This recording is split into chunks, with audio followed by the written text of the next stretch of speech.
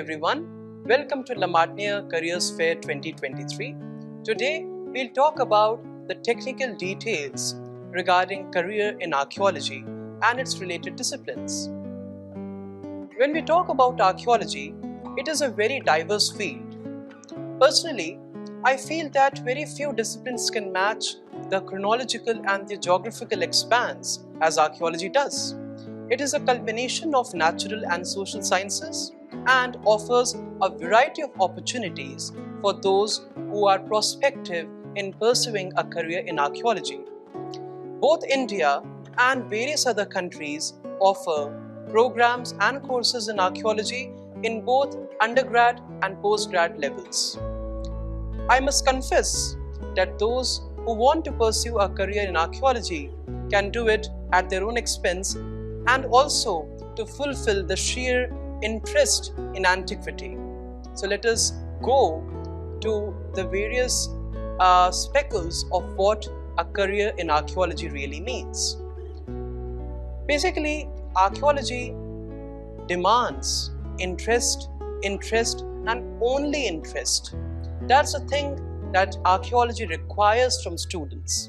And if you are interested in learning ancient languages, or while seeing a movie or a documentary about a mummy being unearthed from a tomb, you feel the goosebumps, then I feel that you are at the right place.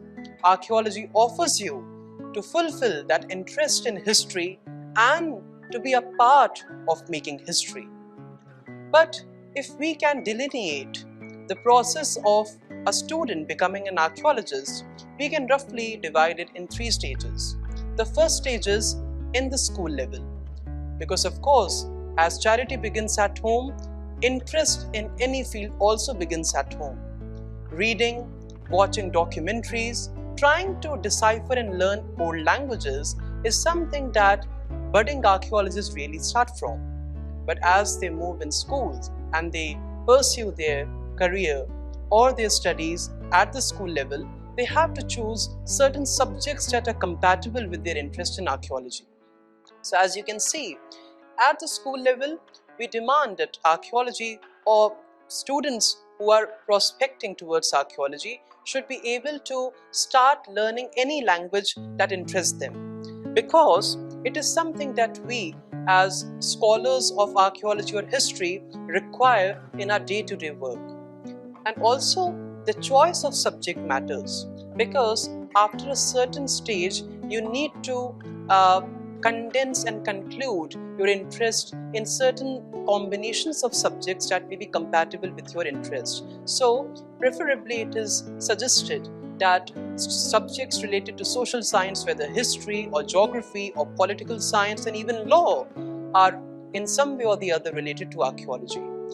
These days we see that there are certain examinations that are being conducted both in India and abroad, such as the CVT, which has come very recently in India, as well as several other examinations like the SATs, the SAT subject test and the APs that are basically conducted for admissions to American universities. Now in those cases also, you can pursue to admit yourself in any exam on certain subjects that must be compatible with archaeology, as the subjects I have told you before.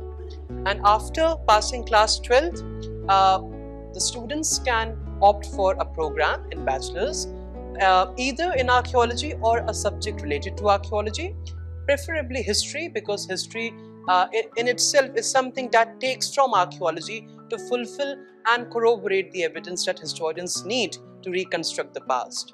And also many a time students take courses in ancient and classical languages like Sanskrit or Persian or Arabic or Latin or other languages that are there all over the world. Ancient Egyptian is very typical example which students take specifically in American and British universities. After bachelor's, one can pursue a specialized course in master's degree, and they can take or pursue either a 1-year or a 2-year master's program in India and abroad, where students are exposed to field work for the first time. Students get to take surveys and visit monuments and sites, which further enrich their interest in archaeology. After masters, if you are planning to pursue a career in India, then for you it's good news, because MPhil has been done away with after the NEP 2020. So directly you can pursue a PhD, that is basically for 5 years. So you can take or choose a topic of your interest and you can prepare a PhD dissertation on the same. If you are planning to pursue a career in archaeology from abroad after doing your masters, so there the masters is for 1 year, and following that you have a MPhil program for 2 years followed by a PhD for 5 years. So in both the cases it is quite compatible that you have to complete a PhD at least for becoming a professor either in any of the universities or being the site excavation team leader in several excavation projects that are undertaken all over the world.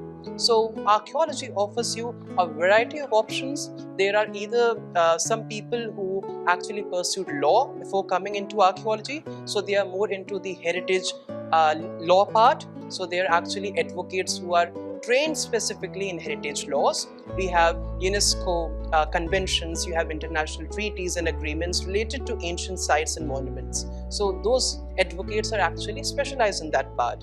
There are other people who basically have pursued archaeology through the science discipline. So they take a BSc followed by an MSc, and after pursuing an MSc they drop into archaeology and they become either paleobotanist or paleozoologist, or those people remains of animal or plant remains that we get from archaeological sites. And these days archaeology is getting more and more science oriented as well, because we are getting evidence of DNA sampling from ancient skeletons, we are getting people doing genetic studies on ancient mummies. So it's actually a lot of cross dissemination and cross subject and domain related preferences that are occurring in archaeology. So it is actually a discipline that is very varied, very demanding, both physically and mentally, but also at the same time very challenging, very goosebump giving discipline that offers you a glance into thousands of years of history.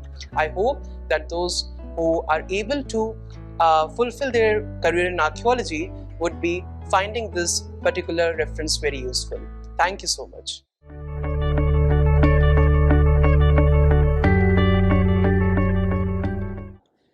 Greetings everyone. Welcome to the Season 3 of Martiniere Career Fair. With us today, we have an eminent personality in the field of archaeology, Dr. Sanobar Haider. Dr. Sanobar Haider is a celebrated educationist and teaches history at the Government PG College, Lucknow, having more than 15 years of instructional experience in higher education. Dr. Sanobar Haider has been associated as a mentor at the Abhyuday scheme of the Government of Uttar Pradesh for mentoring students preparing for civil services examination.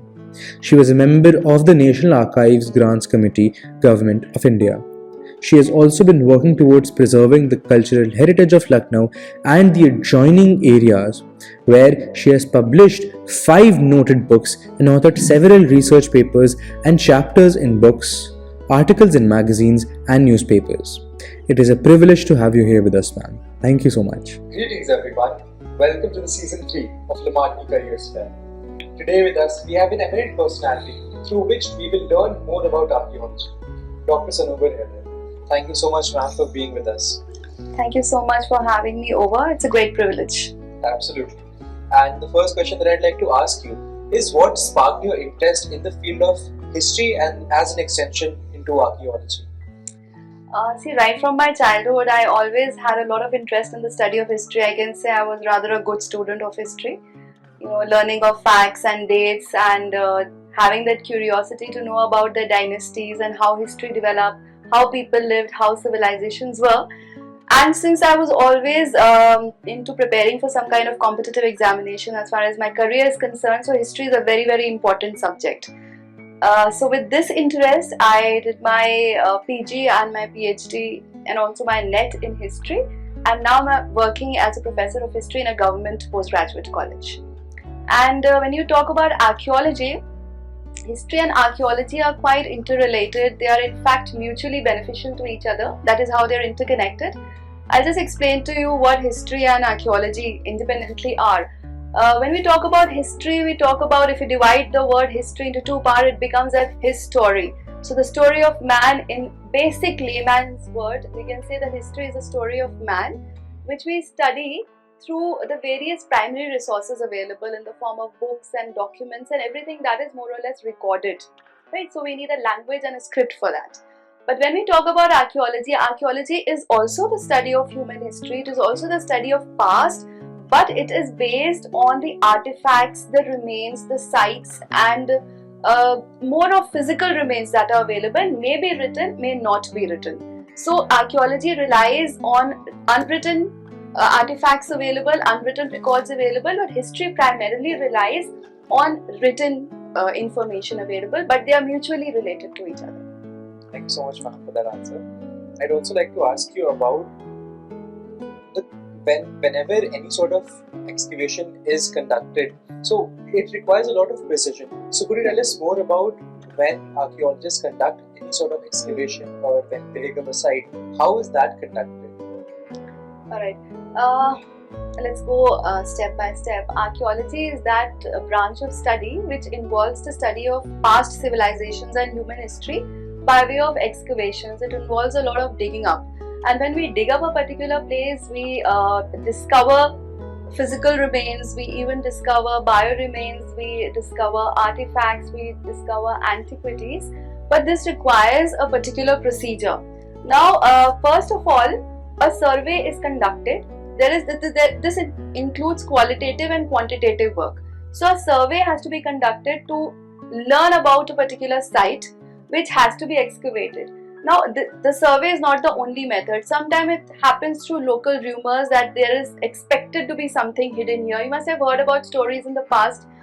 In your childhood, you must have read stories that people were plowing a field and suddenly a treasure was discovered. So it can be accidental discovery also. Sometimes there are engineering crews, sometimes there are construction workers, sometimes there are local stories, and if we rely on factual information, there are land records which tell you that this place could have been a place of importance, there could have been the existence of a particular civilization or human history in that area. So this is how we begin. The survey begins, the questionnaires begin, you get information about that particular site, you learn about the topography, you go through the documental records, then you have to get the permissions. Like, you just can't go and start digging in a place. Like, because when you are digging, when you are excavating, you are also destroying that particular place, right? There are people living in that area. There may be some issues of cultural identities in that place, in that area where the people are living. So you have to convince the people, you have to get the permission from the authorities for the excavation work. And then there is soil analysis, there is excavation done through machines and through basic equipment also, shovels, etc. are used for digging. And then there is geosensing also, just to check out whether actually this place is the right place or a little away or something like that. So this happens, and then after the excavations are done and if something is discovered, there can be remains of ancient monuments, there can be remains of some urban civilization, there can be artifacts, there can be coins, there can be bricks, there can be seals, any of such items which are discovered. Everything has to be documented. Whatever you discover at that particular site, it has to be documented. Then it is taken to the laboratories concerned. There they are washed, cleaned, they are packed, they are sealed, then they are labeled. They have to be, taken care of very well, because we cannot expose them, and there can be decay, there can be exposure to moisture, there can be exposure to light and heat. Anything can cause harm to something which was lying deep below the ground for years and years, thousands of years. After this is done, safely they are kept. Then the archaeologists and the historians, if they are involved, they carry on the documentation and interpretation of whatever is discovered. They write their research work. The research work is then to be made public. It is published in national repute magazines, newspapers, whatsoever the case may be. Then this is followed by the process of curation. Curation means, again, you are curating the stuff that has been unearthed in that particular area. So this is how we move in the process of conducting an archaeological excavation, and there are various kinds of techniques and technology is also involved in this. Thank you for the detailed explanation, which helps us understand the exact way how an archaeological excavation takes place. And you spoke about when there is an archaeological dig, there is bound to be some sort of destruction that takes place. However, from what I understand, a lot of emphasis is placed on the conservation and preservation of these sites. So, how do archaeologists ensure that these types of archaeological digs do not really or adversely affect any particular site? Alright. Like, for example, I'll tell you about how Harappa was discovered. I'm sure everybody must be knowing about the Indus Valley civilization. It's one of the greatest civilizations the world has, and we are proud that it existed in our country. So the IVC so happened, like there are not directly, we did not discover Harappa. It was some John, I don't remember the name. I'll repeat. So in somewhere in around 1800s, in 1829, there was a soldier of the East India Company who left the services of the company and he adopted to traveling. And this is how he traveled and he reached Harappa and he saw something kind of physical remains, but then he moved on. And when he went back to his country, he wrote his records and his journals and his records were published, and so something of it came into the public. Later on, somewhere around later in the 1800s, these engineers were laying the railway tracks and they happened to see those physical remains of Harappa. So this came into a highlight. It was more people came to know about it, and later on when the Archaeological Survey of India came into existence, Sir John Marshall ordered the excavation of these sites and the Harappan sites came into being. Now here these were abandoned sites, but permission had to be taken and the authority authorized the excavators and the archaeologists to carry on the excavations.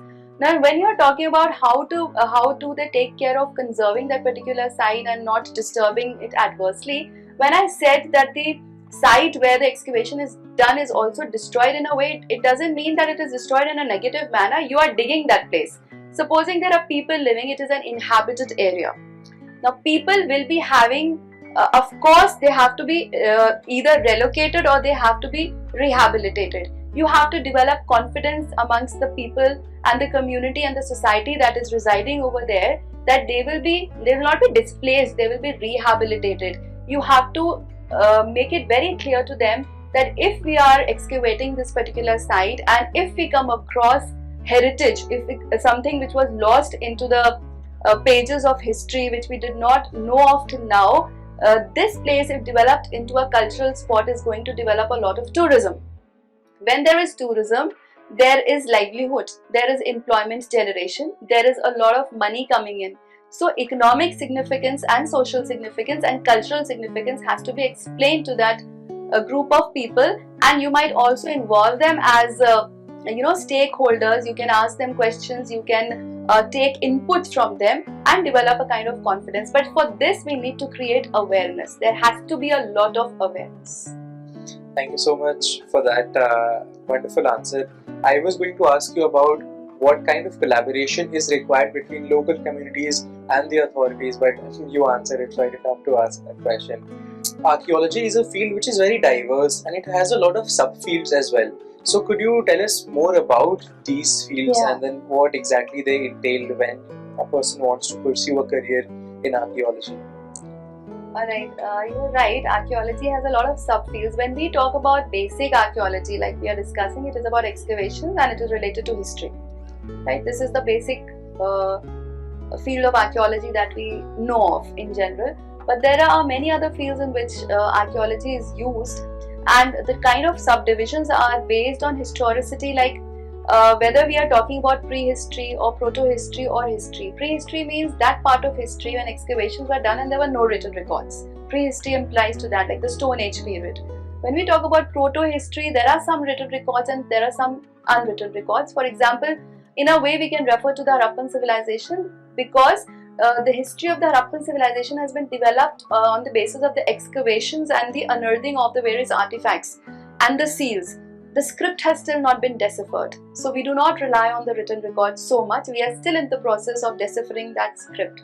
And then we talk about history, which is primarily based on written records, because there are sometimes documents also which are unearthed. There may be some kind of manuscripts or some kind of plates which are discovered and have some kind of script available on them, and this kind of work is done all throughout the world, not only in India. So this is based on this, and there is the kind of civilization that you have, whether we talking about the Indus Valley civilization, this part of the world, or we're talking about the Mesopotamian civilization. These are the subcategories. Then we have also forensic archaeology, which helps to carry on intensive investigation as far as scenes of crime are concerned. Then something coming up very much in vogue is maritime archaeology and underwater archaeology. Maritime archaeology primarily refers to the interaction of humans and water bodies, and basically we are referring to oceans and seas. There might be cities that have been lost into water. There might be some remains of ancient civilization which have been under the water. There are shipwrecks. So when we talk about shipwreck, the Titanic immediately comes to our mind. It's been more than 100 years when the Titanic had gone below the waters, and recently there has been a case when that was a tragedy that everybody knows of. Out of curiosity, people want to go down deep into the waters. That is a part of maritime archaeology. Underwater archaeology, they are very similar with a very thin line. Underwater archaeology deals primarily with submerged artifacts, and maritime archaeology also includes shipwrecks and the remains. So these are the kinds of. Then there is paleobotany, which deals with fossils and all, kind of part of archaeology's uses. So this is the kind of variety you get when you study archaeology. That helps us to understand how diverse this particular field is. You talked about how whenever any type of an artifact is found, whether that is a seal, a coin, or anything in fact, a lot of deciphering is involved in that. So could you tell us, how does an archaeologist interpret all these particular artifacts which are found, and then what kind of critical and analytical skills are required for this? Right. An archaeologist is an expert. He has to be well qualified. There are special degrees available. If you want to become an archaeologist, if you talk about careers in archaeology, you have to pursue an undergraduate degree in archaeology. Then you have to do a PG and even a PhD or a diploma, whatever you want to do, from an institute of repute. And I can also tell you the various kinds of institutions which offer a degree in archaeology. That means he has to be an expert who is aware about how the conservation has to be done, how the interpretation has to be done. So we come, during the process of archaeology, we come to the third or the fourth part that you are discussing about, how it is interpreted. It is left to the experts to interpret. Like, you and I cannot interpret. You have to make connectivity between the artifacts discovered, the time period it is referring to, and the other items available during the unearthing of that civilization. For example, most recently, the discoveries that have been made by the ASI in the Bandhavgarh National Park, it is in Madhya Pradesh. I don't know whether you've heard about it or not, but there have been rock cut caves that have been discovered in that national park, which tells us that they were not natural caves, they were man-made caves. There were paintings that have been discovered inside, and there are even sculptures, pieces of sculpture, and it refers to a civilization that could be around 2000 years old, and it has been identified by archaeologists and historians as a modern city civilization. So archaeology keeps on happening. Like, we have done it in Harappa in 1921. It doesn't end there. There are still sites being discovered. There is still a lot of digging being done. So experts are extremely important, because the way the conservation is done is also very important. Erroneous conservation can lead to damage and irreversible damage. And I'll give you an example. There are some monuments and buildings here in our city of Lucknow. I would not like to name it, but these monuments which have been made out of natural materials, like during the Nawabi era, the buildings were primarily made of Lakhori bricks, not the kind of bricks that we use now.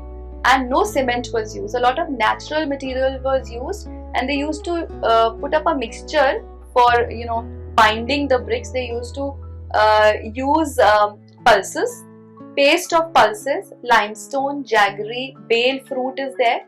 These kind of things were put together, put to rot, and then a paste was made and developed which helped in the binding. So they had natural material, no cement was used. But one of the buildings here has been for conservation, cement has been used, and it is reported that irreversible damage has been done to it. So we need experts to interpret and also to conserve.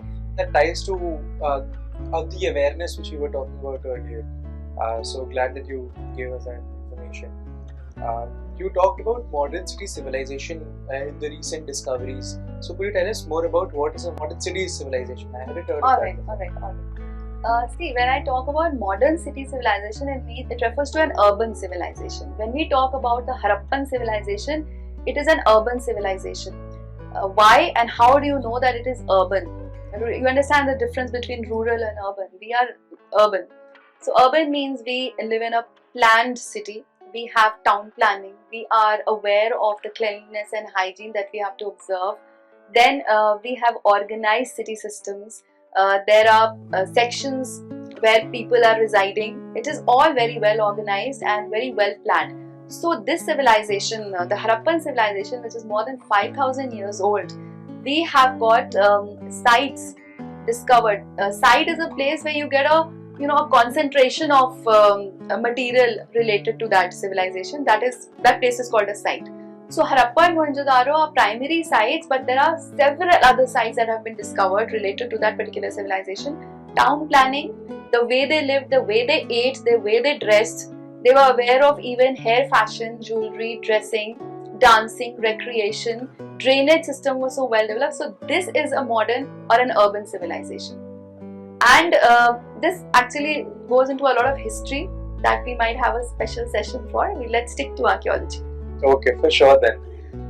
Also, I want to learn more about the awareness which you were talking about. I mean, I had a question basically asking about collaboration with local communities. So what kind of communication is required for a person to succeed in the field of archaeology so that they can communicate their ideas really well, and of course spread awareness whenever and wherever required? For the archaeologists to, okay. First of all, my strong belief is that we should include awareness for protection of cultural heritage in the school curriculum, right? Because our constitution and the laws of the parliament all empower us to protect our heritage and culture. So for that matter, for the students listening to this conversation, it is important for them to understand what is heritage and what is cultural heritage. Heritage is anything that we inherit from our past generations. And when we talk about archaeological heritage, we primarily refer to cultural heritage, which exists in the form of physical artifacts like monuments, sculptures, paintings, something that we can store. Like even in this room, there are some pieces which are a part of the cultural heritage of this institution, right? So if as a child we are made aware that we need to protect our heritage for the posterity, I am sure each and every student who is graduating from school will have the sensitivity and will not go and scribble on the monuments, will not go and litter in the monuments. And when we talk about the empowerment, how are we empowered? The constitution provides with the fundamental rights. Article 29, if you read the article 29, this gives us the right to any particular society or community or people to protect their own language, script and culture. Like there are particular communities in our country which have their language and they are protected and they have the right to protect it. This becomes a part of our cultural heritage. This is our right, but what is our duty? Again, Article 51A provides fundamental duty, that it is the duty of each and every one of us who is a citizen of India to preserve and value our cultural heritage. Then there are directive principles of state policy in the Constitution. Article 49 tells that it shall be the duty of the citizen to protect the heritage of the country. Then besides the Constitution, we have got various acts. We have got the Ancient Monuments and Sites Remains Protection Act 1958 that provides for the protection of archaeological remains and sites. The Archaeological Survey of India is the apex authority which is responsible for protecting these sites. Then there is a National Monuments Authority. Then there is a UNESCO World Heritage Site, and there are so many laws and there are so many organizations which work towards the preservation and protection of cultural heritage. So it's like that. Okay, thank you so much for that. And with that, the last question that I have for you is that what is one piece of advice or one message that you would like to share with any person who wants to pursue a career in archaeology? Right. See, the archaeologists have to face a lot of challenges. It might be appearing that it's a very fancy job and we just have to go and dig. It's not like that. It is a difficult job. Anybody who wants to carry on the excavations and work as an archaeologist has to have a lot of patience, because you have to try and then discover those sites which are reported to be important as far as excavations are concerned. You have to have the expert knowledge. You have to complete your educational qualifications. Then another challenge comes in the form of procuring funds. For carrying on excavations or any archaeological work, you need to collaborate with the concerned government authorities. You have to procure the funds because you need funds for excavations, equipment, and even the labor, even the people who are going to carry on the work for you. So persistence and patience and a lot of interest in history, a lot of love for your culture and heritage are some of the qualities required for you to become an archaeologist. Thank you. I'm sure everybody who is watching this episode will understand the field of archaeology and how it ties with history as well in a much better way. So thank you so much for giving your valuable time. I'm certain this will help a lot of young archaeologists and young historians in the making. Thank you so much. Thank you so much, Raman. I would also take this opportunity to thank the principal, Mr. Kalan McFarlane, and Mr. Haider for giving me this opportunity to be able to share my views with you. Thank you so much. Thank you.